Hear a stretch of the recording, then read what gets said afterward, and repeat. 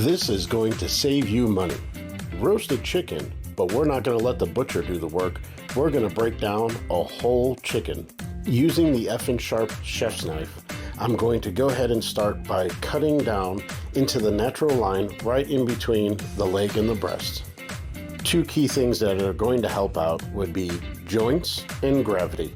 Let gravity help you do the work, and finding the joints is key. You're going to work your F and Sharp knife right in between the joints. If you're feeling a lot of resistance, go ahead and back out, start over again, and find those joints. Same thing with the wings here. You'll see I'm going right for the joint. I'm finding it first by wiggling and or popping the joint. Go ahead and place those off to the side, then we'll work on the breasts. Using a good amount of force, get that chef knife through the rib cage, then find the backbone just off center. Go ahead and start slicing.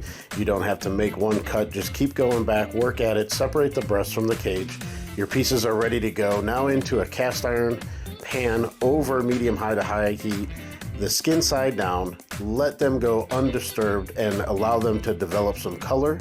Then go ahead and flip them over, add some potatoes, roast in the oven for 375 degrees for about 40 minutes. I got some Middle Eastern spices, a little olive oil there, and a lemon yogurt sauce to finish it off. Enjoy and visit fnsharp.com.